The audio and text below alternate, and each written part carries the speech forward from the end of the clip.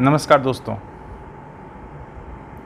UPSC का 2019 की परीक्षा का रिज़ल्ट आया। ज़ोर शोर से आया। मातम मनाया जा रहा है। वो तो कोरोना का डर है, नहीं तो जुलूस निकाल लिया जाए। फेसबुक पर लोग उत्तेजित होकर, उत्साहित होकर, पागलपन की हद तक पहुंचकर भिन्न भिन्न प्रकार की टिप्पणियां कर रहे होंगे। बहुत सारे लोग बहुत सारी सलाह दे रहे होंगे। आखिर ऐसा हुआ क्या है? ये तो पिछले 2-4 सालों से हो रहा है, 2016 से खास तौर पे हो रहा है। पिछले वाले रिजल्ट में तो इससे भी कम बच्चे थे जितने बच्चे इस बार हुए हैं। रैंक थोड़ी ठीक जरूर थी, लेकिन जितने इस बार बच्चे हुए हैं उससे कम पिछली बार थे। लेकिन इसके बावजूद एक हाहाकार मचा हुआ है और यह एक वार्षिक कर्मकांड सा हो गया है, वार्षिक परिघटना जैसी हो गई है कि रिज़ल्ट आए, रो धो चिल्लाओ, हाहाकार मचाओ। जैसे मैं बना रहा हूँ यूट्यूब पे, उसी तरह बहुत सारे लोग और बना कर डालेंगे, बहुत सारे लोग लाइव पर चर्चा कर डालेंगे। और जिस तरह से स्वतंत्रता संग्राम में कांग्रेस का वार्षिक अधिवेशन होता था, उसी तरह यह वार्षिक अधिवेशन हो जाएगा और फिर उसके बाद सब अपने काम पे लग जाएंगे और लोग भूल जाएंगे कि आखिर हुआ क्या था। यही चल रहा है ना। मैं डॉक्टर विवेक, हिंदी माध्यम को पढ़ाने वाला एक टीचर, आपका अपने चैनल किस्सेबाजी 2020 में स्वागत करता हूँ। सारा ठीकरा किस पे फोड़ा जा रहा है? कोचिंग्स पे, कि कोचिंग ने बर्बाद कर दिया, और भी हिंदी मीडियम की कोचिंग। और आप जानते हैं हिंदी मीडियम की कोचिंग और हिंदी मीडियम के बच्चों को सलाह कौन दे रहा है? जो अंग्रेजी मीडियम का है, जो अंग्रेजी मीडियम का टीचर है, जो अंग्रेजी मीडियम का बच्चा है, जिसको हिंदी का ह भी नहीं आता लिखना, वो सलाह दे रहा है कि हिंदी मीडियम की असफलता के ये कारण हैं। अगर उनसे पूछा जाए कि आपने जिन जिन बच्चों को पढ़ाया उसमें से कितने सिलेक्ट हो गए, तो वो नहीं बता पाएंगे, क्योंकि वो इंग्लिश मीडियम के टीचर हैं, इंग्लिश मीडियम के टीचर हैं। इसलिए वो भी बहती गंगा में हाथ धो लेंगे, यार हिंदी मीडियम वालों को नहीं हुआ, मौका मिल गया। और हिंदी मीडियम वाले टीचर और बच्चों सबको एक तरफ से गरिया ही लेते हैं, कमियां निकाल ही लेते हैं। अगर यही सिलेक्शन हुए होते तो हिंदी मीडियम में सारी अच्छाइयाँ थीं। सिलेक्शन नहीं हुए हैं तो कमियां हैं। असफलता का कोई माँ बाप नहीं होता, सफलता के कई माँ बाप होते हैं, थोक के भाव में। एक मिले अंग्रेजी मीडियम के टीचर, वो बोले कि सर अभी भी भूगोल में जब पढ़ाई शुरू होती तो ब्रह्मांड से शुरू होती है।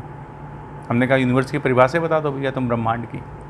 ढंग से परिभाषा नहीं पता होगी उन्हें ब्रह्मांड और अंतरिक्ष में क्या अंतर है, लेकिन उन्हें चूँकि मौका मिला है। वो हमारे बच्चों को नहीं जानते हैं, वो हिंदी मीडियम के बच्चों को नहीं जानते हैं कि उनकी ज़रूरतें क्या हैं, लेकिन फिर भी हो हल्ला है। और जब 10 लोग चिल्ला रहे होते हैं कि गलत हो रहा है, गलत हो रहा है, तो जो बाकी 5 बचे हैं उनको कुछ भी नहीं समझ में आ रहा हो कि आखिर हुआ क्या है, वो भी साथ में चिल्लाने लगता है, हाँ बहुत गलत हुआ है, बहुत गलत हुआ है। यही काम चल रहा है। मातम मनाया जा रहा है, जुलूस उठाया जा रहा है। लेकिन हर साल की तरह इस बार भी कारणों पर सही न तो परिचर्चा की जा रही है और न तो उन कमियों पर गहन मंथन किया जा रहा है जिसे शायद दूर किया जाना जरूरी है। अन्यथा साल दर साल हम यही मातम पुरसी करते रहेंगे और आपके मातम में वो सब शामिल होते रहेंगे जिनको इस फील्ड के बारे में कुछ भी ज्ञान नहीं है, जिसको आपके माध्यम के बारे में, हिंदी माध्यम के बारे में कुछ भी ज्ञान नहीं है। वो आपको ज्ञान बांटता जाएगा। आपको अभी तो एसएससी वाला आकर के बताएगा यार हिंदी मीडियम में, हम बताएं क्यों नहीं हो रहा है। भारत में जो कभी 12th पास नहीं करता वो आपको समझाता है कि 12th के बाद ग्रेजुएशन में आप क्या लें क्या न लें। मुखर्जी नगर में चले जाइए, किताब वाले आपको बताएंगे कि कौन सी किताब पढ़नी चाहिए, कौन सी किताब नहीं पढ़नी चाहिए। जो कोचिंग का चपरासी है वो तक बता देता है कि भैया ये वाली किताब पढ़ो तो आपका यूपीएससी हो जाएगा, क्योंकि जो हमारे सर पढ़ा रहे हैं वो यही किताब पढ़ा करते हैं घर में चोरी चोरी, यहाँ तक उसे पता है। तो इस वक्त तो आपको सलाह देने वाले बहुत मिलेंगे, और ज़्यादा ठीकरा जो फूटता है वो फूटता है कोचिंग पे, टीचर पे, कि भाई यही सब गड़बड़ कर रहे हैं। हाँ, टीचर होने के नाते, कोचिंग का सदस्य होने के नाते नैतिक जिम्मेदारी तो बनती ही है। हमें तो ये सोचना होगा ना कि क्या वास्तव में जो कमियां हैं उनमें सुधार हो सकता है। अगर नहीं तो स्पष्ट रूप में आपको बताऊं कि सुधार नहीं हो सकता है, भैया सब अंग्रेजी माध्यम ले लो। या फिर सुधार हो सकता है तो कैसे हो सकता है, ये कमियां आई कहां से, कैसे ये दूर की जा सकती हैं।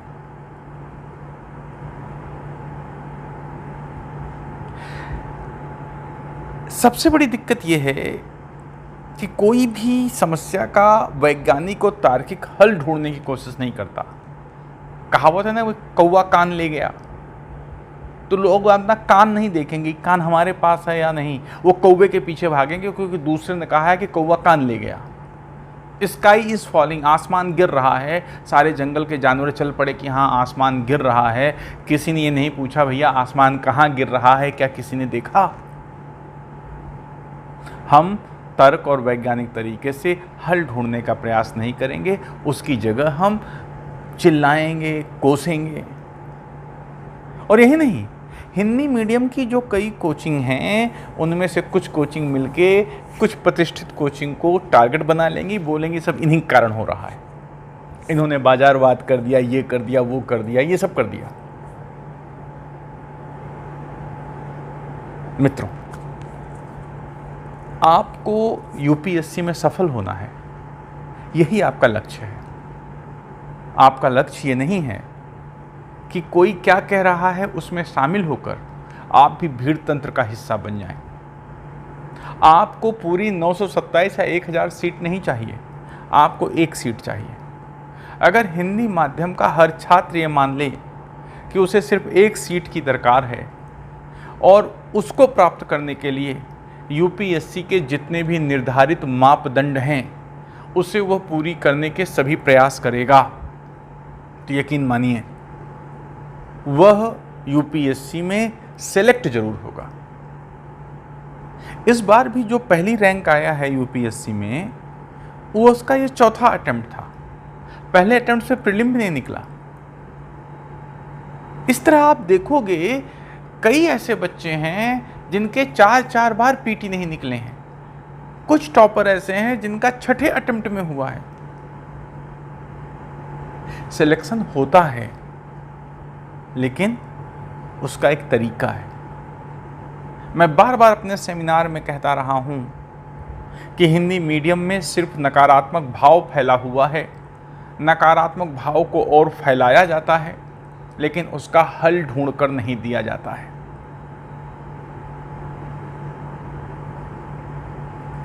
अगर कोई सफल हुआ है, हिंदी मीडियम भले ही वो 300 के बाद रैंक है, अगर वह सफल हुआ है, उससे पूछा जाए कि क्या यूपीएससी में हिंदी माध्यम सफल हो सकता है, तो लड़का कहेगा हाँ सर सफल हो सकता है क्योंकि मैं सफल हुआ हूँ। उससे कहा जाए क्या कमी रह गई, तो वह बताएगा कहाँ कहाँ कमी रह गई, क्योंकि जो सफल हुआ है या जो असफल हुआ है वो जानता है कहाँ कमी रह गई।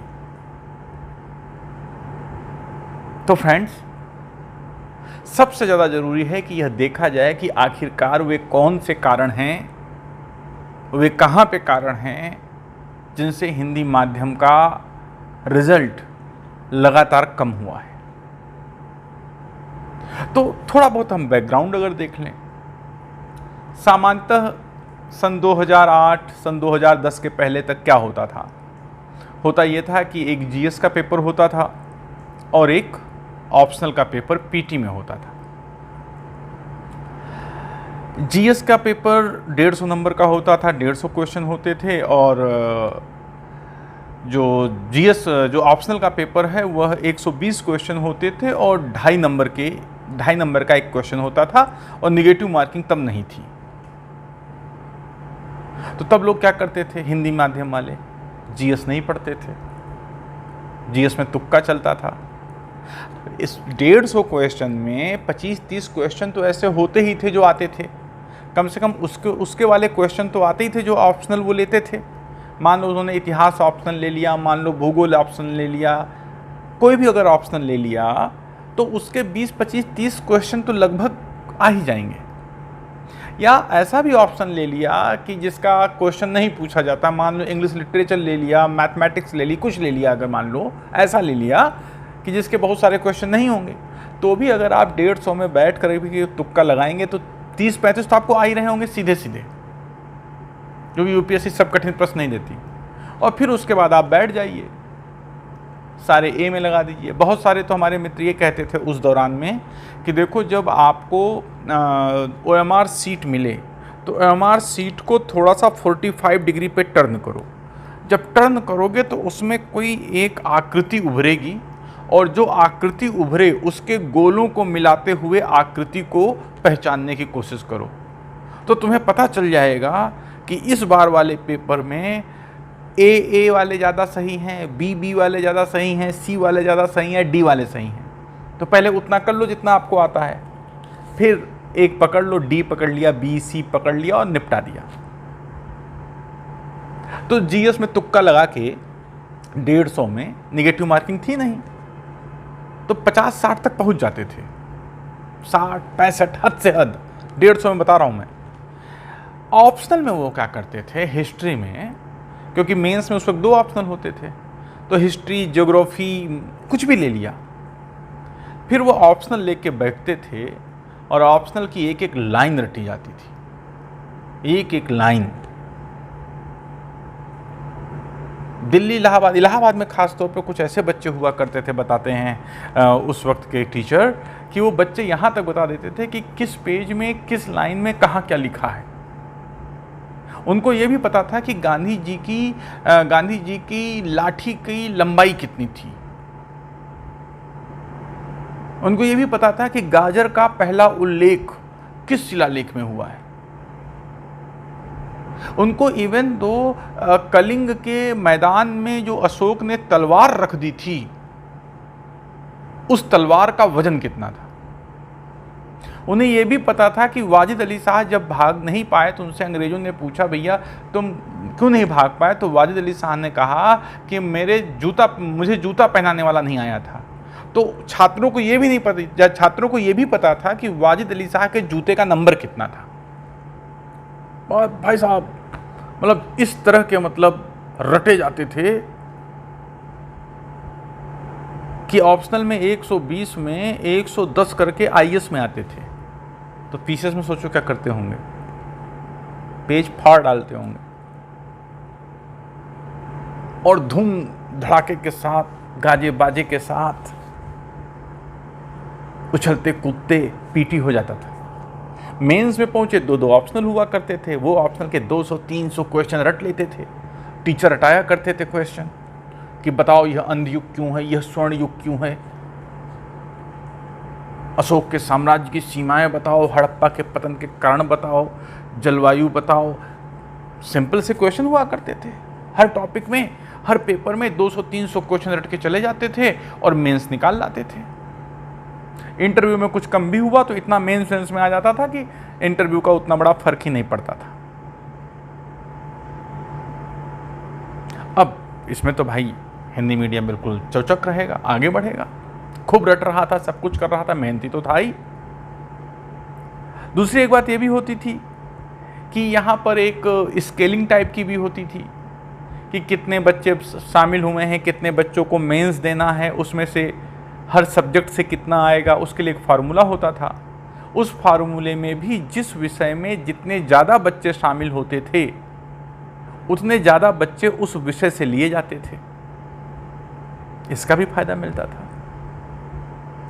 लेकिन जब ये होता था और जब मसूरी वगैरह में बच्चे पहुंचते थे और वहाँ जो इंटरनल एग्ज़ाम होते हैं वहाँ पर वो पास नहीं हो पाते थे, उनका एप्टीट्यूड एटीट्यूड ऐसा होता ही नहीं था, तो बार बार कहा जाता था भैया ठीक करो ठीक करो।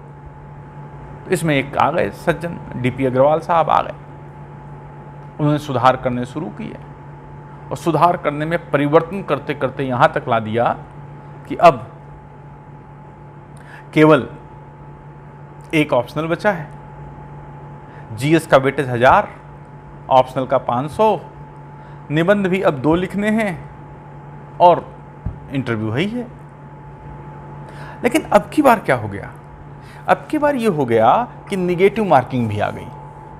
अब जो तुक्के लगते थे वो तुक्के खत्म हो गए।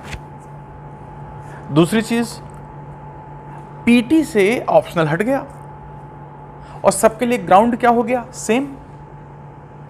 जो लोग जीएस पहले ही नहीं पढ़ रहे थे,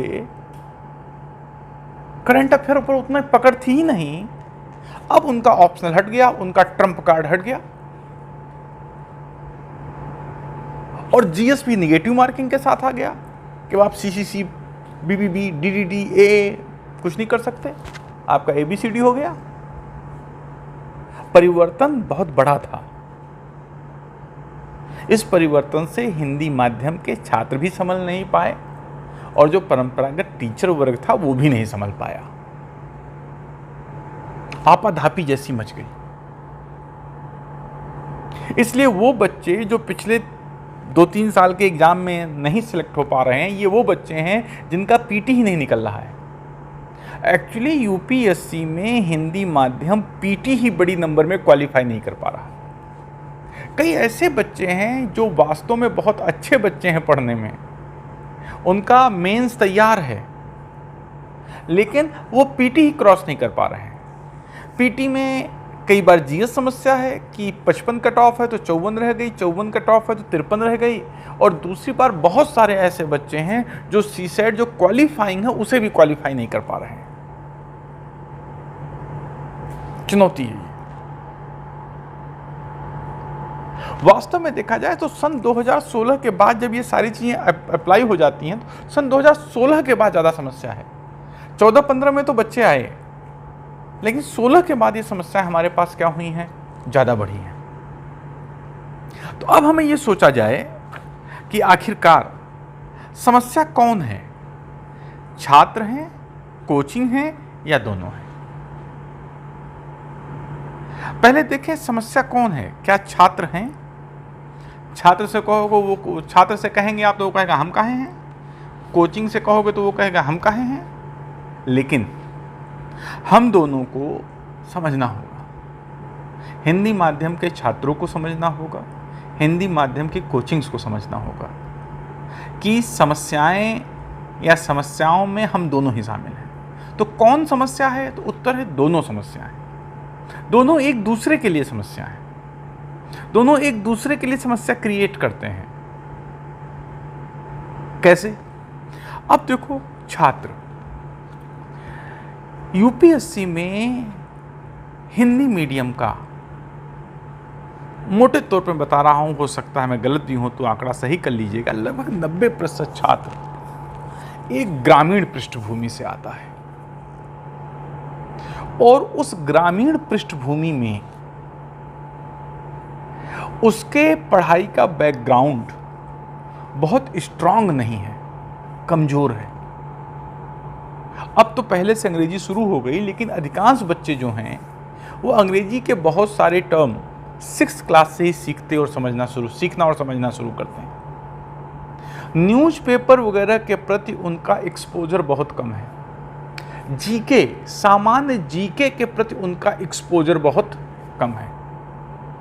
अर्थात अधिकांश बच्चे जो इंटर हाई स्कूल पास करते हैं उनमें से अधिकांश बच्चों की नींव कमजोर है। इसमें बच्चों का दोष नहीं है, शिक्षा व्यवस्था का दोष मान लो, लेकिन फिर भी कोचिंग जो पहुंचता है तो बच्चा पहुंचता है ना, शिक्षा व्यवस्था नहीं पहुंच रही है, बच्चा पहुंच रहा है। और अगर जो हिंदी माध्यम का तेज बच्चा है तो वो हमेशा high school inter science side लेगा और फिर वो किसकी तरफ मुड़ेगा? वह मुड़ेगा इंजीनियरिंग की तरफ या मेडिकल की तरफ। जब उसका इंजीनियरिंग और मेडिकल में क्रीम का हो गया और जो मेडिकल और इंजीनियरिंग से बचे रह गए सेकंड लेवल के क्रीम वाले बच्चे, वो पहुंच गए ग्रेजुएशन में या किसी वोकेशनल कोर्सेज में चले गए, प्रोफेशनल कोर्सेज में चले गए। और फिर जो बच्चे कहीं भी नहीं जा पा रहे हैं वो बच्चे सीधे ग्रेजुएशन में आ रहे हैं। देखिए, इसे बुरा मत मानिएगा, एनालिसिस करने की जरूरत है। वो सीधे ग्रेजुएशन में आ रहे हैं। अर्थात अब ग्रेजुएशन करने वाले अधिकांश बच्चे वो हैं जिनको अभी तक नहीं पता है कि वो अपने बीए करें या बीएससी करें। हमारे यहाँ चयन तो यही होता है कि भाई जो तेज लड़का है वो साइंस साइड लेगा, जो कमज़ोर लड़का है आर्ट साइड लेगा, जो बीच का इधर उधर का ना कमज़ोर है ना बहुत तेज है कॉमर्स लेगा। आर्ट साइड ले लिए तो तुम अछूत हो गए। समाज का नज़रिया भी तो यही है। और बाद में वही कहेगा तुम कलेक्टर बनो, और कलेक्टर बनने में हमको क्या पढ़ना पड़ेगा? ह्यूमैनिटी के सब्जेक्ट पढ़ने पड़ेंगे। और जब हम ह्यूमैनिटी के सब्जेक्ट पढ़ते भी हैं तो हम ये सोच के नहीं पढ़ते हैं कि हमको चल के कलेक्टर बनना है। हम तो पास होने के लिए पढ़ते हैं 28 ए ग्लांस। एग्जाम के समय हम 20 क्वेश्चन पढ़ लेंगे, निकल जाएंगे, या नकल होगी धुआंधार, तब हम निकल जाएंगे। तो जब वो ग्रेजुएशन करने आता है तो उसे आइडिया नहीं होता है कि उसे कलेक्टर बनना है। अब तो बहुतों को खैर आइडिया होने लगा है, क्योंकि अब मैं क्लास में बहुत सारे ऐसे बच्चे देखता हूं जिन्होंने अभी ग्रेजुएशन में एडमिशन लिया है और वो पढ़ने आ गए हैं।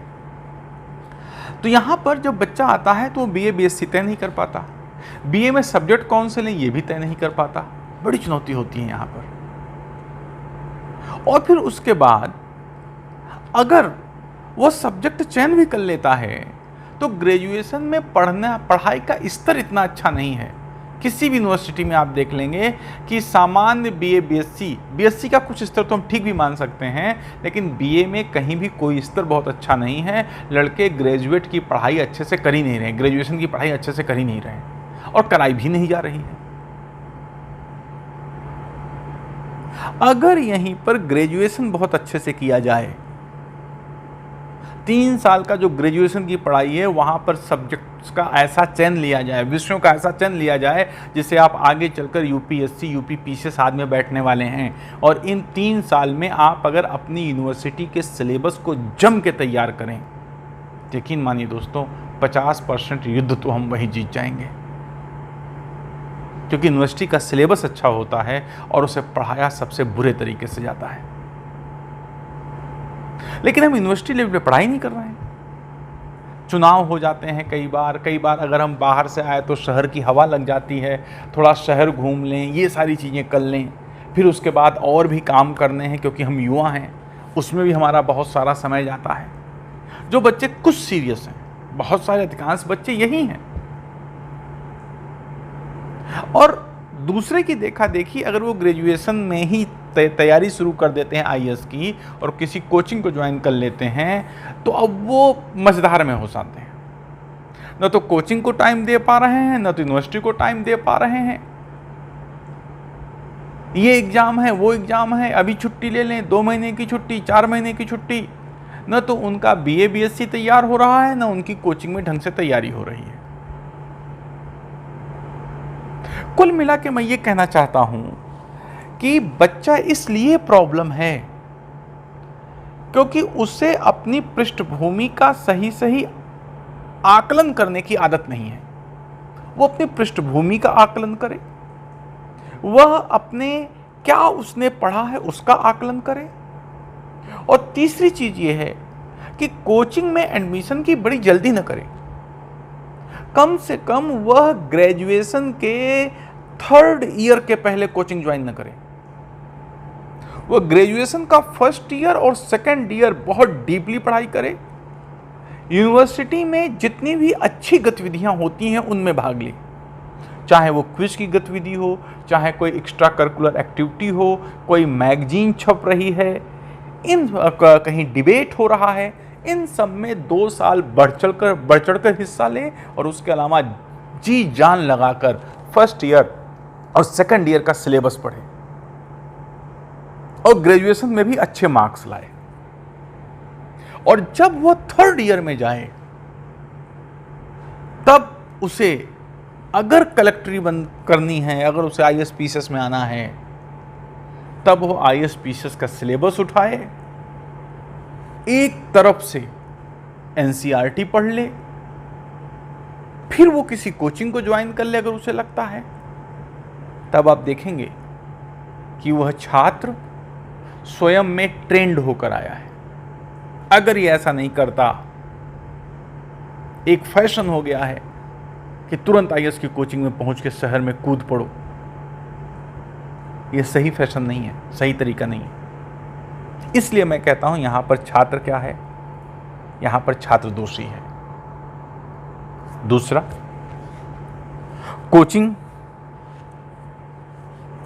कोचिंग दोषी है या नहीं है?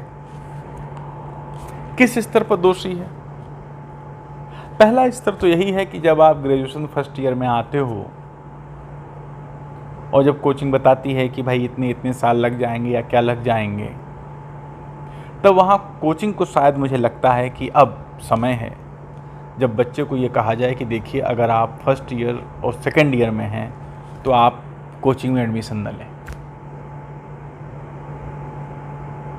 अभी आप NCERT की लिस्ट ले लें, आप जाएं, 1st ईयर 2nd ईयर जम के पढ़ें, और उसके बाद जब आप 2nd ईयर में भी NCERT वगैरह पढ़ के 3rd ईयर में हों, वहाँ से आप कोचिंग ज्वाइन कर सकते हैं, क्योंकि तब तक आप थोड़े मैच्योर भी हो जाएंगे, तब तक आप शहर की जो हवा है उससे आप वाकिफ़ भी हो जाएंगे, सोचने समझने की शक्ति थोड़ी बेटर हो जाएगी। जब 2 साल ग्रेजुएशन और फिर NCERT अगर अच्छे से पढ़ोगे तो आपके सोचने का दायरा बढ़ जाएगा, आप ज़्यादा रिस्पॉन्सिबल हो पाओगे। हम आपको इन 2 साल में एडमिशन नहीं देंगे, लेकिन होता क्या है, चूंकि आपको ये अच्छे से समझना होगा, कोचिंग एक बाजार है, मार्केट है। वहां पर किसी भी कोचिंग का उत्तरदायित्व जो सबसे बड़ा ये है कि वो जितना पैसा ले उतना पढ़ा दे, ये उत्तरदायित्व है। अगर कोई एक कोचिंग ऐसा करती है जैसा मैं बता रहा हूं, तो बाकी कोचिंग तो ऐसा नहीं करेंगी। कई ऐसी कोचिंग है जो 3-3 साल का कोर्स चलाती हैं, विद ग्रेजुएशन आप आके स्टडी करो। ऐसे कोर्स से भला नहीं होता। मैं भी ऐसे कोर्स से जुड़ा रहा हूं कभी, इसलिए मैं आपको बता रहा हूं। लोगों को बुरा लगेगा, कुछ इसमें बहुत बुरा भी कह सकते हैं, पर मैंने देखा है कि उन 3 साल के क्लासेस के दौरान होता क्या क्या है, कौन कौन लोग वहाँ पढ़ाते हैं, कौन कौन लोग वहाँ तय करते हैं क्या है, वो मैं बहुत अच्छे से जानता हूँ। उतने गंभीर प्रयास नहीं है जितने गंभीर प्रयास होने चाहिए। अगर एक कोचिंग ये कदम उठाती है तो बाकी कोचिंग तो दूसरे कदम उठाएंगी, और लड़का जो आया है वो ठान के आया है कि हम BA 1st ईयर में ही कोचिंग करेंगे, और ये कोचिंग ना कर रही है तो दूसरे में जाके फंस जाएगा। तो बाजार में बैठी कोई एक संस्था क्यों एक छात्र को जाने दे, जबकि वो छात्र कहीं और जाके कोचिंग ले ही लेगा। यहाँ पर कोचिंग दोषी है, लेकिन सोचें आप, क्या बाजार और इसके साथ वर्तमान की व्यवस्था के साथ कोचिंग को दोषी ठहराया जा सकता है क्या? कोचिंग को या हर एक अच्छी कोचिंग छात्र को यह बात स्पष्ट कर देती है कि ध्यान रखिए, कोचिंग आपको सही मार्गदर्शन दे सकती है, कोचिंग आपको मटेरियल दे सकती है, लेकिन सारी मेहनत आपको ही करनी होगी। यह बहुत स्पष्ट बता दिया जाए। और कोचिंग को भी यह सोचना होगा कि जो मूलभूत आवश्यकताएं हैं उन आवश्यकताओं की पूर्ति जरूर की जाए। तो मुझे ऐसा लगता है कि यहां पर समस्या कोचिंग और छात्र दोनों में।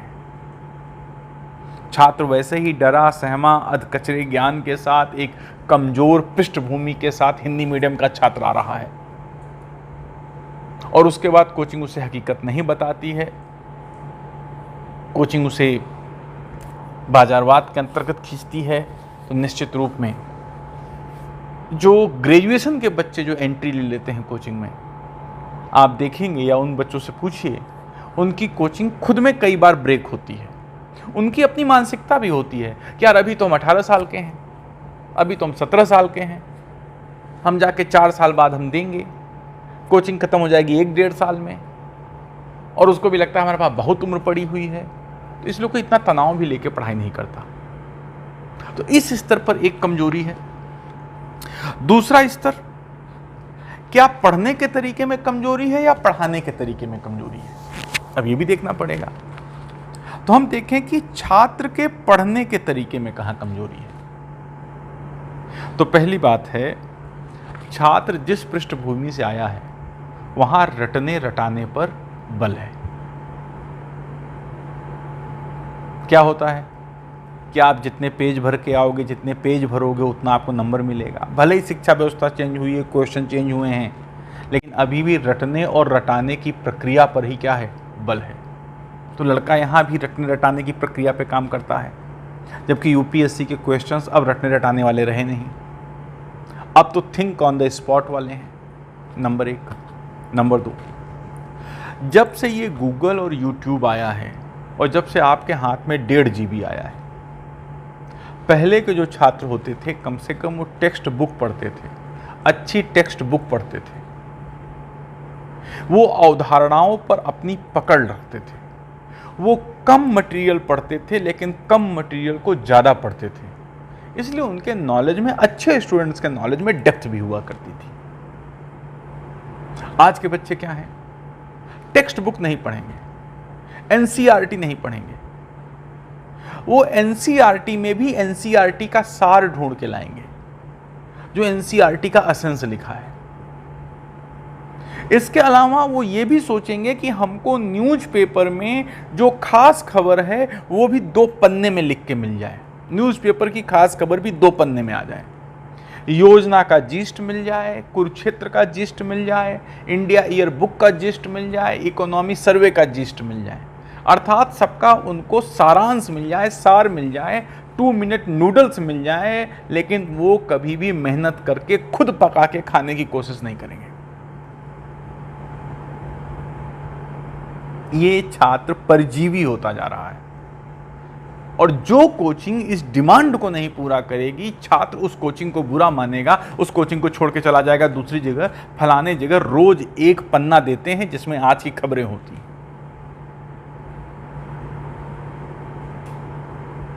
तो कोचिंग क्यों न छात्र की डिमांड पूरी करे।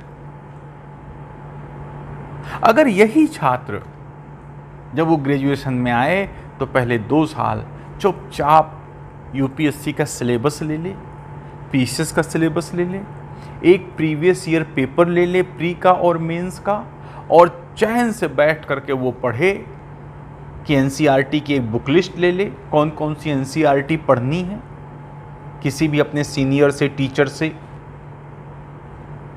वो एनसीईआरटी की एक लिस्ट ले ले, और 2 साल सिर्फ एनसीईआरटी बैठ के पढ़े कि इतनी एनसीईआरटी, ज़्यादा नहीं, कुल मिला करके 25-30 एनसीईआरटी, और पतली पतली हैं, इससे ज़्यादा एनसीईआरटी नहीं है जो आपको पढ़नी हो, इससे भी कमी है भाई।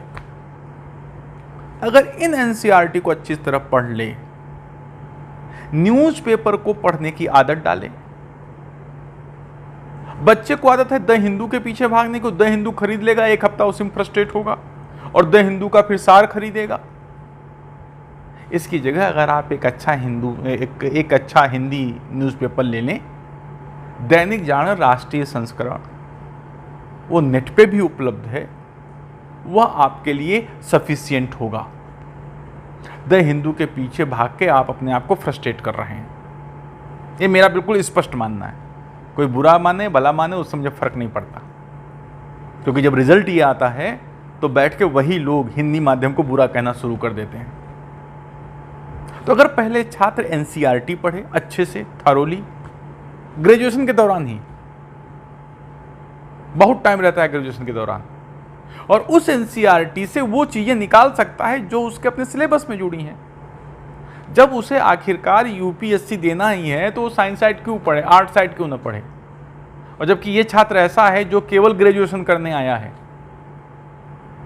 तो जी भर के ये पढ़े, एक न्यूज़पेपर पढ़ने की आदत डाल ले, धीरे धीरे खुद पता चल जाएगा कि कौन सी न्यूज इंपॉर्टेंट है और कौन सी न्यूज इंपॉर्टेंट नहीं, आपको किसी से पूछने की जरूरत भी नहीं।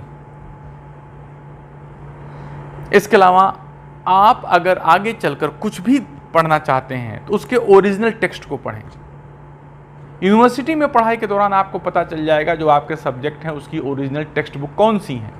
नहीं तो आप यहाँ पे टीचर से आकर पूछेंगे तो बता देगा कौन कौन सी टेक्स्ट बुक आपको पढ़नी है। न्यूनतम टेक्स्ट बुक पढ़नी है अधिकतम बार।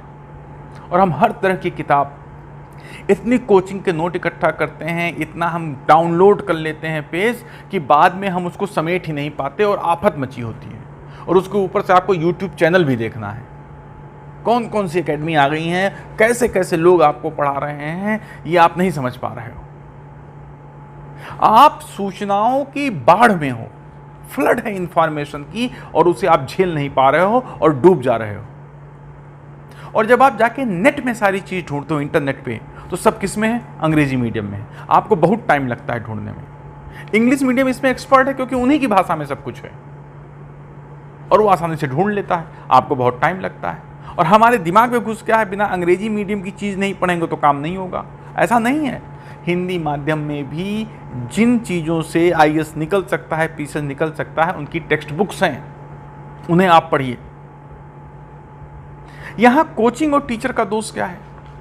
कोचिंग और टीचर का जो एक सबसे बड़ा दोष है, टीचर का खास तौर पे, टीचर ये कह देता है कि तुमको एनसीईआरटी और कोई किताब पढ़ने की जरूरत ही नहीं, जो हम बता रहे हैं वही सर्वस्व है।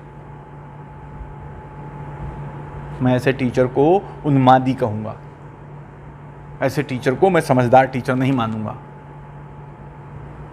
कम से कम एनसीईआरटी के पढ़ने की तो एडवाइस जरूर देनी चाहिए, एक टेक्स्ट बुक की एडवाइस जरूर देनी चाहिए। अगर है, यह कह देना कि मेरे पढ़ाने के अलावा आपको कुछ भी नहीं पढ़ना है, पागलपन है, बच्चे के साथ धोखा है। और कोई भी अगर ऐसा कहता है कि मेरे नोट सब कुछ है, कुछ और मत पढ़ो, हिंदी माध्यम वालों, तुम उससे ही मत पढ़ो। एक और बात, टीचर के ऊपर एक चुनौती और है कि वो कैसे क्लास में लोकप्रिय हो। अगर वो क्लास में लोकप्रिय होगा तो फीडबैक अच्छा जाएगा, फीडबैक अच्छा जाएगा तो कोचिंग वाले उसे रखेंगे, उसका पेमेंट अच्छा होगा। अगर फीडबैक अच्छा नहीं जाएगा तो हमें कोई रखेगा नहीं, समस्या हो जाएगी। तो लोकप्रिय कैसे हुआ जाए? लोकप्रिय ऐसे हुआ जाए कि क्लास में हल्की बातें कर दी जाए, क्लास में ऐसा माहौल बना दिया जाए कि हा हा ही हु मचा रहे। इससे कम से कम 90% जनसंख्या खुश रहती है, क्योंकि 90% बच्चे वो हैं जिन्हें अभी हकीकत नहीं पता है। 90% बच्चे वो हैं जिनको 3 साल बाद एग्जाम देना है, वो गंभीरता से नहीं ले रहे हैं। और जब 2-3 साल कोचिंग करने के बाद आपको पता लगता है कि अरे हम तो कुछ नहीं पढ़ पाए, ये कोचिंग की समस्या नहीं है। फिर आपने जो डिमांड की, टीचर ने आपके आगे वो पेश किया, और जब टीचर क्लास में खड़ा होकर कहता है कि मैं चाहता हूं आप गंभीरता से पढ़ें, तो बहुत सारे दोस्त यही कहते हैं कि सामूहिक बेइज्जती हो गई। मैं सामूहिक बेइज्जती या कोई भी टीचर आपको सामूहिक रूप से क्यों डांटता है? वो इसलिए डांटता है कि रिजल्ट आने के बाद का यह दिन हमें न देखना पड़े। यूपीएससी इतनी आसान नहीं है, यूपीएससी को आसान बनाना पड़ता है। आसान वही बना पाएगा जो गंभीर प्रयास करेगा। अगर आप 2.5 घंटे क्लास में गंभीर नहीं हो सकते, टीचर आपको 2.5 घंटे क्लास में गंभीर नहीं रख सकता, टीचर आपको टू द पॉइंट पढ़ा नहीं सकता, आप पढ़ने के दौरान बोर हो जा रहे हैं, पढ़ने के दौरान आपको नींद आ जा रही है, तो यकीन मानिए आप यूपीएससी के काबिल नहीं हैं।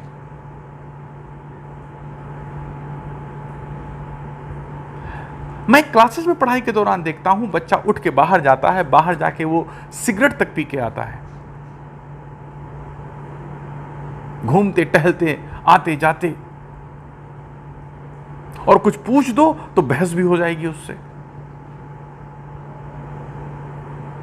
खाने पीने से लेके सारे काम वो क्लासरूम में करेगा। करो भाई तुम, मैं तुम्हें नहीं रोक रहा हूं, लेकिन अगर तुम्हारी नींव अच्छी है, तुम सब कुछ जानते हो, तो हमारे सामने खड़े होकर तुम नृत्य भी करो तो मैं सह लूँगा, क्योंकि तुम सब कुछ जानते हो, मुझे तुम्हारी सफलता पे भरोसा है। कुछ जान भी नहीं रहे हो, रिजल्ट भी नहीं दे रहे हो, और ऊपर से इतनी ज़्यादा अकड़, इतना बड़ा तुर्रा,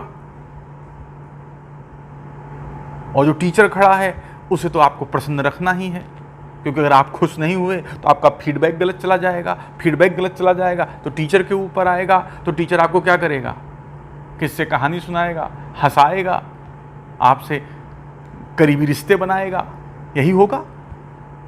और आप लोग हिंदी मीडियम खास तौर पर शिष्य गुरु की परंपरा की अटूट परंपरा से बना हुआ, खोखली हो गई है शिष्य गुरु की परंपरा। गुरु इसलिए नहीं प्रसन्न होगा आपसे कि आप आके उसके पैर छू रहे हैं, गुरु इसलिए प्रसन्न होगा आपसे कि आप सफल हो रहे हैं, और शिष्य भी गुरु से इसलिए नहीं प्रसन्न होगा अल्टीमेटली कि गुरु बहुत हंसा रहे हैं। शिष्य इसलिए अंतिम समय में जाके खुश होगा कि गुरु ने हमको अच्छी शिक्षा दी। अभी आपको समझ में नहीं आ रहा है, लेकिन जब सिलेक्शन नहीं होता तो वह दर्द वही समझ सकता है जिसने जी जान से लगाकर पढ़ाई की हो। जिसने मजाक मजाक में पढ़ाई की है उसे कभी समझ में भी नहीं आ सकता।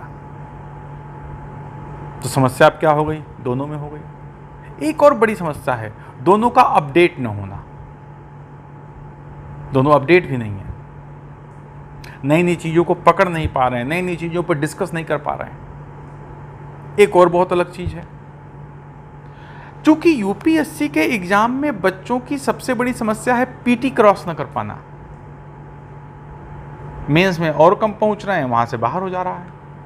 इसका मतलब एक अफवाह उड़ा दी गई है कि पहले मेंस पढ़ो फिर पीटी पढ़ो।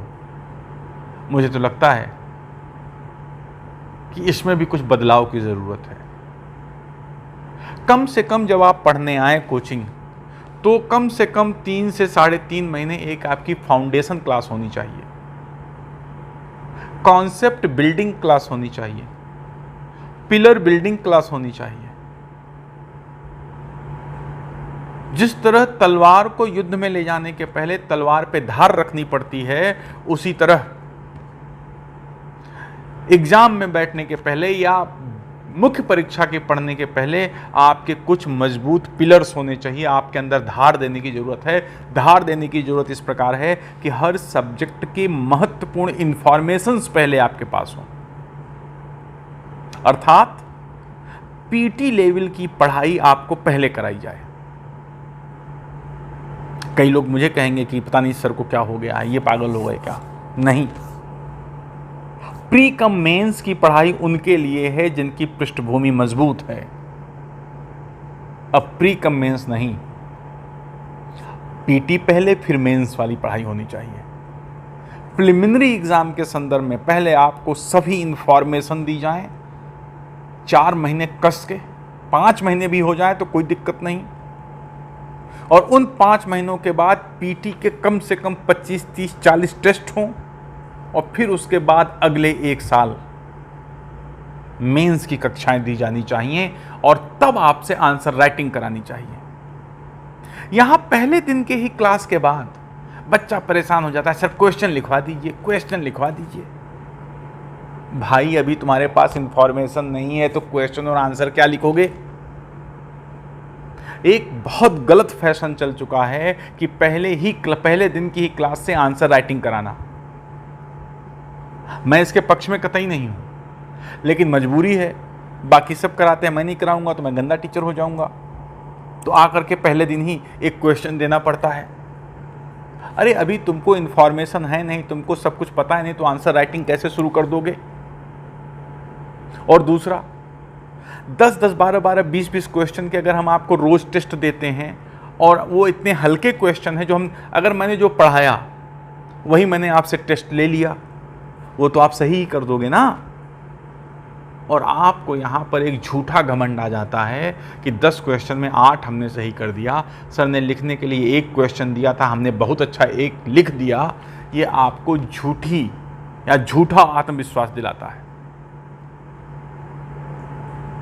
होना तो ये चाहिए, एक चैप्टर पढ़िए, उस चैप्टर पे वे क्वेश्चन आंसर दीजिए जो टीचर ने नहीं पढ़ाया है, वैसे ऐसे क्वेश्चन रखे जाएं, थॉट बेस्ड क्वेश्चन रखे जाएं।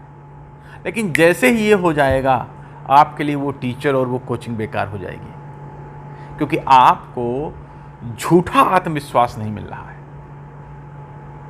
हिंदी मीडियम में बच्चा और कोचिंग दोनों एक दूसरे को झूठा आश्वासन दे रहे हैं, एक दूसरे से झूठ बोल रहे हैं, झूठे आत्मविश्वास के साथ खड़े हैं। दोनों में आमूल चूल परिवर्तन की यहां पर जरूरत है, और दोनों की अपनी अपनी मजबूरियां हैं, इसलिए कर रहे हैं। कोई और समय होता तो मैं आपको ये बात ना बोलता, क्योंकि आज रिजल्ट कमजोर है, सब दुखी घूम रहे हो, तो कई बार तुमको भी और खुद को भी आईना दिखाना जरूरी हो जाता है। इंग्लिश मीडियम वाले तुमसे ज्यादा नहीं जानते। तुम जितना जानते हो उसका 25% भी इंग्लिश मीडियम वाले नहीं जानते, और यही उनकी मजबूती है। ना तो इंग्लिश मीडियम वाले बच्चे जानते हैं, ना इंग्लिश मीडियम वाले टीचर जानते हैं जितना हिंदी मीडियम वाले टीचर जानते हैं। लेकिन चूंकि उनके बच्चे अच्छा कर रहे हैं तो उछला करते हैं।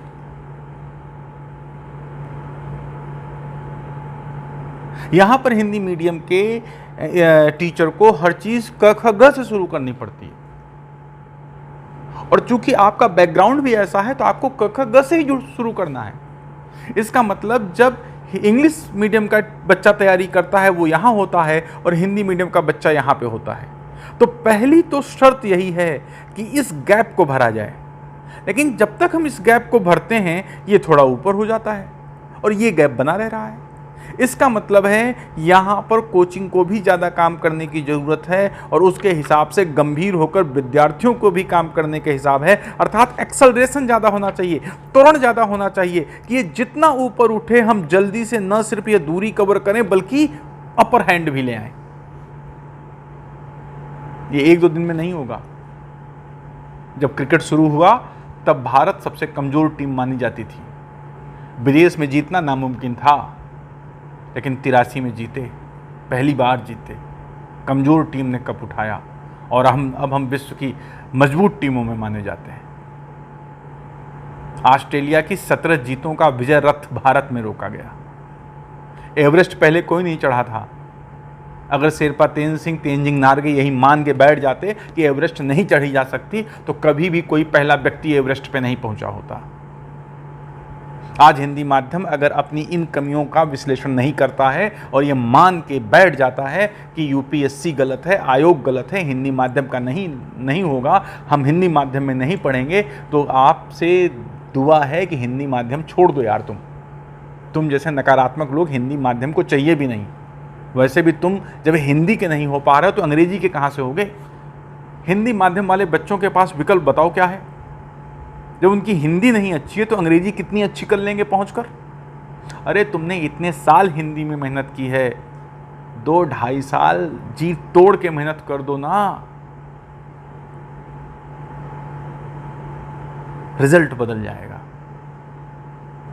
याद रखना, कोचिंग और टीचर तभी मेहनत करेगा जब छात्र उसे मेहनत करने के लिए प्रेरित करेंगे।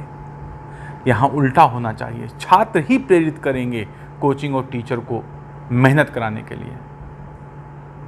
जिस दिन बच्चे ये कहते हैं कि सर हमें 2.5 घंटे पढ़ना है, कोई हंसी मजाक नहीं चाहिए, चाहे जितना बोरिंग टॉपिक हो पढ़ाइए, ना हम उठेंगे ना आप कहीं जाएंगे। और जी भर के जब हम 2.5 घंटे जो क्लास होती हैं, 3 घंटे जो क्लास होती हैं, जब हम हिम्मत बांध के बैठेंगे, फालतू की बातें नहीं करेंगे। पढ़ाई के दौरान ही इतनी अच्छी बातें हो सकती हैं पढ़ाई से संबंधित जिसमें आपका मन खुश रहे। उसके लिए अतिरिक्त काम करने की ज़रूरत नहीं है। जब तक आपको झूठी आंसर राइटिंग नहीं कराई जाए, आपको जब झूठे टेस्ट न कराए जाएं, आपको जब झूठा आत्मविश्वास न दिया जाए, तब हिंदी माध्यम सफल हो जाएगा। तो करें क्या, करें क्या। ये एक दिन की तस्वीर तो है नहीं, तो एक दिन में तस्वीर बदलेगी नहीं। कोचिंग और टीचर के ऊपर एक मार्गदर्शक की ही तरह निर्भर रहो। कोचिंग और टीचर तुमको यह बता सके क्या पढ़ना है क्या नहीं पढ़ना है। टीचर जो तुम्हें पढ़ाता है ना, उसके 40 साल, 50 साल, 60 साल, 65 साल जो भी उम्र है, उसके अनुभव का निचोड़ है। जिस चीज़ को पढ़ने सीखने में तुम्हें 40 साल लगाने पड़ेंगे, वह टीचर तुम्हें 3 घंटे में बता देगा। तुम्हें जितने संसाधनों को इकट्ठा करने में लंबा समय लगेगा, वो कोचिंग तुम्हें तुरंत ही और सहज ही उपलब्ध करा देगी।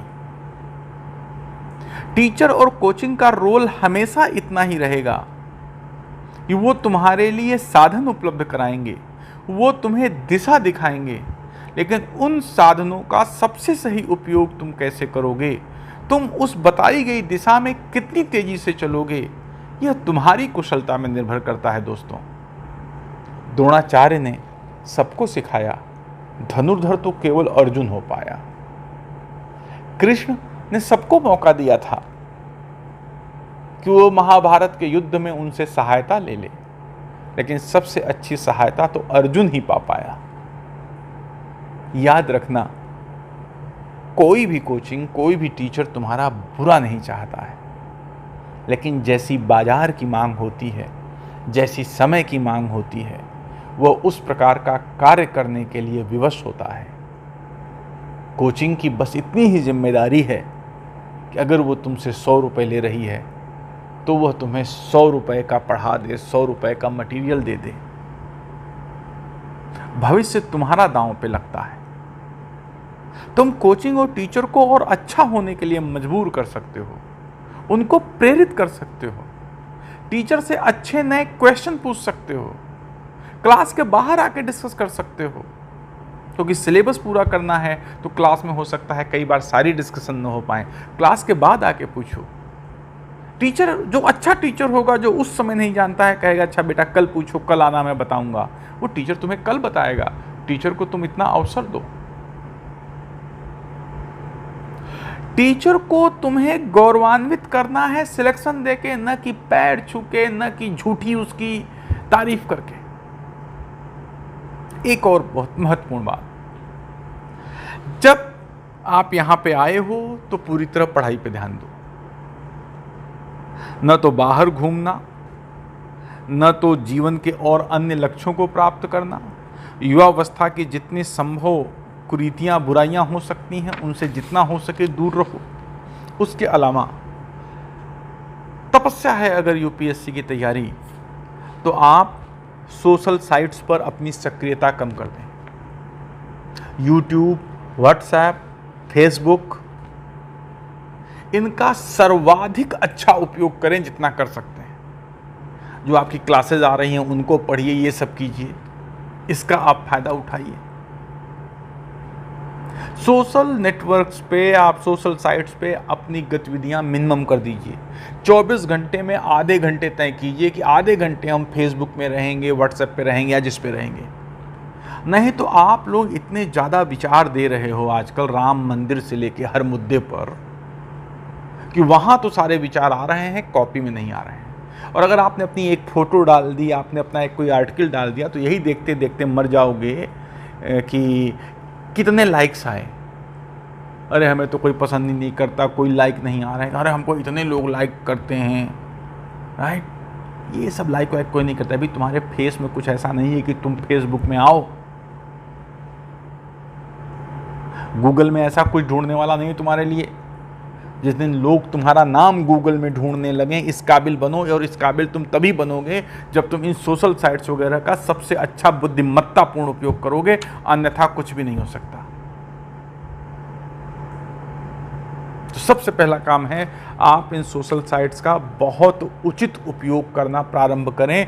ये आपकी पहली जिम्मेदारी है। अगर अब समझिए, अगर अब यूपीएससी में हिंदी मीडियम के या हिंदी माध्यम के छात्रों को रिजल्ट लाना है तो क्या करना चाहिए, मेरा ये मानना है। नंबर 1, अपनी पढ़ाई का एक निश्चित टाइम टेबल बनाना चाहिए और उस टाइम टेबल के हिसाब से पढ़ाई करनी चाहिए। अगर आप ग्रेजुएट हैं तो आप पोस्ट ग्रेजुएशन कीजिए, आप हाई एजुकेशन को ज़रूर परसू कीजिए, क्योंकि जितने भी बच्चे आप देख रहे हो जो इंग्लिश मीडियम के सिलेक्ट हैं, ये कहीं कोई जॉब कर रहा है, कुछ कर रहा था, जॉब छोड़ के आया है, बहुत सारी चीज़ें की हैं। अगर आप हाई एजुकेशन को परसू कर सकते हैं, हाई एजुकेशन को परसू करें, ये मेरी आपको सलाह है। नंबर 1, परसू नहीं कर रहे हैं, 24 घंटे आपके पास टाइम है, तो बड़ा स्ट्रिक्ट टाइम टेबल बनाइए और उस स्ट्रिक्ट टाइम टेबल को फॉलो कीजिए। नंबर 2, एनसीईआरटी जो आवश्यक एनसीईआरटी हैं वो पढ़ें, आपको पता चल जाएंगी, पता ही चल जाती हैं कौन कौन सी हैं। और टेक्स्ट बुक्स जरूर पढ़ें, आवश्यक एनसीईआरटी और टेक्स्ट बुक जरूर पढ़ें। अगर कोई टीचर कह देता है मेरे नोट्स के अलावा कुछ और पढ़ने की ज़रूरत नहीं है, आप उस पर विश्वास करना बंद कर दें। नंबर 3, जो आपका कोचिंग इंस्टीट्यूट है उस पर भरोसा करें, और अगर आपको और कोई मटेरियल पढ़ना है तो सिर्फ वही पढ़ें जो आपका कोचिंग इंस्टीट्यूट दे रहा है, बस। किसी और दूसरे के कोचिंग इंस्टीट्यूट के मटेरियल को लेने की कोशिश न करें, कोई ज़रूरत नहीं है आपको। भरोसा तो करके देखो अपनी कोचिंग पे, उसी कोचिंग के नोट्स को पढ़ो, किसी और कोचिंग के नोट्स को आपको लेने की ज़रूरत नहीं है। नंबर 4, रिवीजन, रिवीजन और रिवीजन। हर चीज़ को पढ़िए। हफ्ते में आपने 7 दिन है, आप 5 दिन पढ़िए, जी लगा करके, सारी चीज़ करके, अपना टाइम टेबल वगैरह बना करके। अभी जब कोचिंग नहीं खुली तो पूरा टाइम है, जब कोचिंग खुल जाए तो भी आपको कम से कम रोज़ 4 से 5 घंटे सेल्फ स्टडी के देने हैं। सेल्फ स्टडी के, खुद पढ़ना तुम्हारा ज़रूरी है। तो टाइम टेबल के हिसाब से पढ़ो। यहाँ पर NCERT, text book with time table पढ़ना है। और इसके अलावा आप अगर एनसीईआरटी पढ़ रहे हो तो कभी भी एनसीईआरटी सार मत खरीदो। योजना पढ़ रहे हो तो योजना का सार मत पढ़ो, पूरी योजना मैगजीन पढ़ जाओ। और न्यूज़पेपर, एक न्यूज़पेपर मैं कह रहा हूँ दैनिक जागरण राष्ट्रीय संस्करण, जनसत्ता भी नहीं, दैनिक जागरण राष्ट्रीय संस्करण को आप नेट से या कहीं से अच्छे से पढ़ने की कोशिश कीजिए। धीरे धीरे आपको खुद में पता चल जाएगा कि कौन सा आपका कौन से अच्छे आर्टिकल आपको पढ़ने हैं। नेक्स्ट, हमेशा सिलेबस और प्रीवियस ईयर पेपर आपके पास होने चाहिए, प्री और मेंस के। और आप एक आदत डाल लो रोज, अगर आप बिल्कुल नए हैं तो पहले एनसीईआरटी पढ़ने के बाद, अगर आपने 1 आध साल तैयारी कर ली है तो आप आदत डालिए रोज कम से कम 20 एमसीक्यू करेंगे, 20 बहुविकल्पी प्रश्न करेंगे और 100-200 शब्दों में उत्तर लिखेंगे। ये आप कर लीजिए कि एक मेंस का उत्तर लिखोगे और एक 20 बहुविकल्पी प्रश्न सॉल्व करोगे। कहाँ से सॉल्व करोगे? वो आप सॉल्व करेंगे प्रीवियस ईयर पेपर से या अपने कोचिंग के टेस्ट पेपर से। 2021 वाले बच्चे क्या प्लान बनाएं, इसके लिए हम आगे आपसे डिस्कस करेंगे, इसके लिए अलग वीडियो आएगा, राइट। आप ये करें। इसके अलावा आप जब 5 दिन पढ़ लें तो 6ठे दिन रिवीजन करें और 7वें दिन को बिल्कुल फ्री छोड़ दें। आप एक दिन पढ़ाई की तरफ ध्यान न दें। उस दिन आप कमरा साफ करें, अपने कपड़े साफ करें। आप सोचें आपकी हॉबी क्या है, आप खाली समय में क्या करना चाहते हो? कविता लिखना चाहते हो, गीत लिखना चाहते हो, खेलना चाहते हो? अब तुम इस 7वें दिन उठा लो फेसबुक को, उठा लो यूट्यूब को, जो करना है करो उसके साथ। 5 दिन पढ़ो, 1 दिन रिवीजन करो और 1 दिन थोड़ा अपने साथ रहो। और फिर उसी 7वें दिन जब तुम अपने साथ हो, आने वाले 5 दिनों का टारगेट बनाओ कि इन 5 दिनों में तुम्हें क्या क्या कंप्लीट करना है। उस टारगेट को पूरा करो, 6ठे दिन रिवीजन करो, 7वें दिन। अब तुम खुद देखोगे जब तुम 7वें दिन खाली रहोगे ना, तुमको अच्छा फील होगा, अंदर से एनर्जी आएगी कि हाँ मैंने टारगेट पूरा कर लिया है, मैं सही डायरेक्शन में हूँ। और आप एक प्रफुल्लित मन में रहेंगे, एक कॉन्फिडेंस आएगा। और जो ट्रू कॉन्फिडेंस होगा, ये ओवर कॉन्फिडेंस नहीं होगा, ऑप्टिमम कॉन्फिडेंस होगा जो होना चाहिए आपके अंदर। फिर इसके अलावा कभी भी किसी के साथ फालतू के आर्गुमेंट में मत पड़ो। कोशिश करो जितना भी हो सके किसी के साथ आपको बहस में नहीं पढ़ना है। आप कुछ अच्छे लोगों की किताबें भी पढ़ने की कोशिश करो, जो करंट से हो सकती हैं, किसी से हो सकती हैं, या टीचर से उसका आप चीज़ें ले लो। और जब आपको लगे कि अब आपने एक बार सिलेबस कंप्लीट कर लिया है, आपने सही ऑप्शनल का चयन किया था, ऑप्शनल कंप्लीट कर लिया है, तब इसके बाद फिर आपकी गहन राइटिंग प्रैक्टिस होनी चाहिए। सामान्य राइटिंग प्रैक्टिस पढ़ाई के दौरान कर सकते हो, लेकिन गहन राइटिंग प्रैक्टिस आपकी तभी हो पाएगी जब आपने एक बार सिलेबस पूरा कर लिया है। जब आपने एक बार सिलेबस पूरा कर लिया, तब आप जीएस मेंस का, ऑप्शनल मेंस का फुल टेस्ट पेपर उठाओ और उस फुल टेस्ट पेपर को 3 घंटे में लिखने की कोशिश करो और दे लो 100, 200, 250, 300 टेस्ट जितने दे सकते हो, क्योंकि अब तुम पढ़ चुके हो सारा। अब तुम सारे का टेस्ट दे सकते हो और जितने भी टेस्ट पेपर आपको मिल जाए टेस्ट पेपर देना शुरू करो। और यह सारी प्रक्रिया आपकी 2 साल में कवर हो जाएगी। 2 साल। इसलिए जो बिल्कुल नया बच्चा है वो अगर 2 साल इस तरह सोच के तैयारी करता है, यकीन मानिए नेक्स्ट 2 साल में आपका सिलेक्शन हो जाएगा। आप खाली नहीं बैठो। टीचर को भी यही सोचकर आपको तैयार करना पड़ेगा, और जो टीचर नहीं करता है उसे आप प्रोत्साहित करें। प्रोत्साहित इन द सेंस, उनसे क्वेश्चन पूछें, उनसे इंफॉर्मेशन पूछें, चीजें पूछें। आप टीचर के फॉलोवर बने, अच्छा है, ब्लाइंड फॉलोवर न बने। ये चीजें आपको बहुत पीछे ले जाएंगी। दोस्तों याद रखो, जो यह अंधेरा है यह बहुत थोड़े समय का है, छटेगा। लेकिन याद रखो कि वक्त को समझना पड़ेगा तुम्हें। अगर तुम वक्त को समझ नहीं सकते हो तो ये वक्त फिर तुम्हें वो समझाएगा कि समझना मुश्किल हो जाएगा। समझ रहे हैं आप? इसलिए मित्रों, मेरा मानना है, मातम न मनाएं, दुखी ना हो, एक नए सिरे से रणनीति बनाएं, अपनी कमियों को लोकेट करें, अपनी क्षमताओं को समझें और उन्हीं कमियों और कमियों को कम करते हुए, क्षमताओं को बढ़ाते हुए एक समयबद्ध रूपरेखा के साथ आगे बढ़ें। समयबद्ध रूपरेखा के साथ कह रहा हूं, आप आगे बढ़ें। और इसमें आपकी कोचिंग, आपके टीचर जब आप में पोटेंशियल देखेंगे, क्षमता देखेंगे, तो यथासंभव आपका साथ जरूर देंगे। इसलिए मित्रों, हिंदी मीडियम वालों को घबराने की जरूरत नहीं है। वही है कि जब समय बुरा होता है तो ऊंट पर भी बैठो तो कुत्ता काट खाता है। एक राजा थे नल और रानी थी दमयंती। राजा रानी थे, लेकिन कहते हैं समय हमेशा एक जैसा नहीं होता। तो उनका भी बुरा समय आया, उनको अपने राजपाट से हाथ धोना पड़ा। एक जगह जाके रुके तो वहाँ पर जहाँ पे रुके थे वहाँ की जो मालकिन थी, उन्होंने खूंटी समझ रहे हो ना, खूंटी पे एक हार टांग दिया था। नल दमयंती पहुँचे तो खूंटी ने हार निगल लिया और मालकिन ने आरोप लगा दिया कि दमयंती ने ही वो हार चुरा लिया है। वहाँ से बहुत बेइज्जत होकर उनको निकलना पड़ा। कुछ खाने पीने को नहीं था।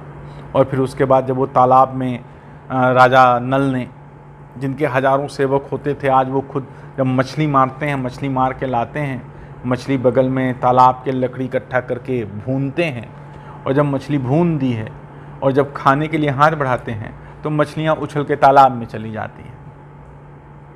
अर्थात जब समय खराब होना तो खूंटी भी हार निकल लेती है और मछलियाँ भी, भूनी हुई मछलियाँ भी तालाब में चली जाती हैं।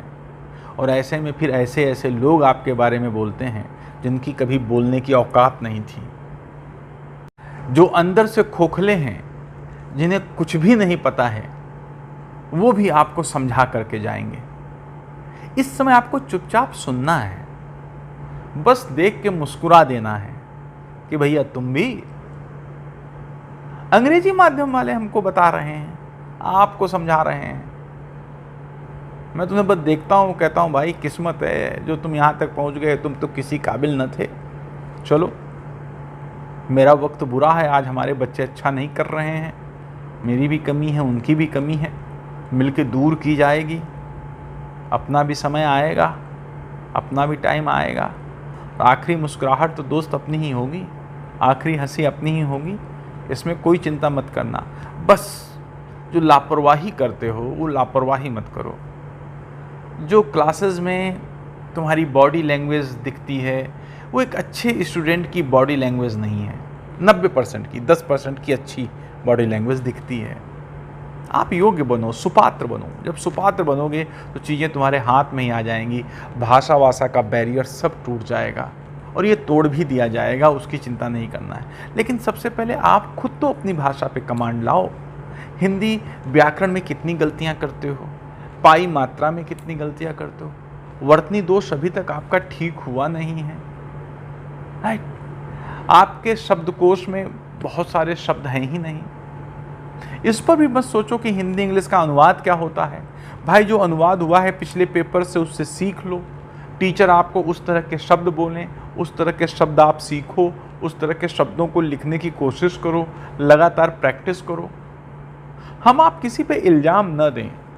जब तक हिंदी माध्यम का छात्र और शिक्षक, छात्र और कोचिंग मिल के काम नहीं करेंगे तब तक इस समस्या का हल नहीं ढूंढा जा सकेगा।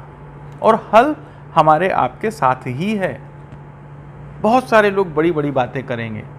मैं तो बहुत सारी जगह काम कर चुका हूँ, मैंने वहाँ देखा है कि वो लोग खुद कितने हैं कि जो आपको समझा पाएंगे। बस इतना समझिए कि आपको खुद को, टीचर को, कोचिंग को प्रेरित करना है। टीचर और कोचिंग आपको अगर प्रेरित कर ले जाती है तो वही तरीका हिंदी माध्यम के छात्रों को आगे बढ़ाएगा। वक्त है, यह वक्त भी बीतेगा। वो वक्त का जवाब, वक्त की चोटों का जवाब बीतते वक्त के साथ ही दिया जा सकता है। अभी आप बहुत एग्रेसिव हो जाइए और बहुत ज़्यादा रिजल्ट को देख के बहुत ज़्यादा सोच लीजिए कि हमसे होगा ही नहीं, तो फिर आपसे होगा ही नहीं। आप जब हिंदी इतने साल तक पढ़ के नहीं सीख पाए तो आगे आप अंग्रेजी नहीं सीख पाएंगे। आपके पास विकल्प नहीं है। जब विकल्प नहीं है तो हिंदी में ही थोड़ी और मेहनत क्यों न की जाए। इसमें कीजिए, सफलता मिलेगी। बस थोड़े से वक्त की बात है। लेकिन याद रखना, वक्त को जिसने नहीं समझा उसे मिटना पड़ा। वक्त को जिसने नहीं समझा उसे मिटना पड़ा। बच गया तलवार से तो फूल से कटना पड़ा। बच गया तलवार से तो फूल से कटना पड़ा। चाहे जितनी ही बड़ी हो, चाहे जितनी हो कठिन, चाहे जितनी ही बड़ी हो, चाहे जितनी हो कठिन, नदी की राह में आने वाली हर शिला को कटना पड़ा। तुम तो नदी हो, हम दरिया हैं, हमें अपना हुनर मालूम है। जिधर जाएंगे रास्ता बन जाएगा। तुम तो दरिया हो, बहती हुई नदियाँ हो, नदी हो। शिलाएं तो अपने आप कट जाएंगी। कौन कहता है आसमां में सुराख नहीं हो सकता। एक पत्थर तो तबीयत से उछालो यारो। मन हार गया तो सब हार गया। मन के हारे हार है, मन के जीते जीत। उन हाथों में क्या दम आएगा जिनका मन हारा हुआ है। वो पत्थर क्या उछाल पाएंगे जिनके मन में उत्साह ही नहीं है। यह पत्थर उछलेगा भी, आसमां में सुराख होगा भी, हम मुस्कुराएंगे भी, आखिरी हंसी हमारी ही होगी। बस इस दौर से सबक लो, कमियों को समझो। जहां आपको कोई कठिनाई होती है वहां अपने टीचर, कोचिंग से मदद लो। हिंदी माध्यम कमज़ोर हुआ है, हारा नहीं। हिंदी माध्यम के बच्चे कम हुए हैं रिजल्ट में, खत्म नहीं। और अगर हम वैज्ञानिक और तार्किक ढंग से सोचकर अपनी कमियों को दूर करते हैं तो किसी भी माई के लाल में इतनी हिम्मत नहीं है कि आने वाले समय में हिंदी माध्यम को टॉप रैंक पर आने से रोक सके। इसलिए दोस्तों, दिल की आग मत बुझने देना, यह आग जलाए रखना और यही आग तुम्हें सोने से कुंदन बनाने की क्षमता रखता है। फिर मिलता हूँ आपसे नई स्ट्रेटजी के साथ। धन्यवाद।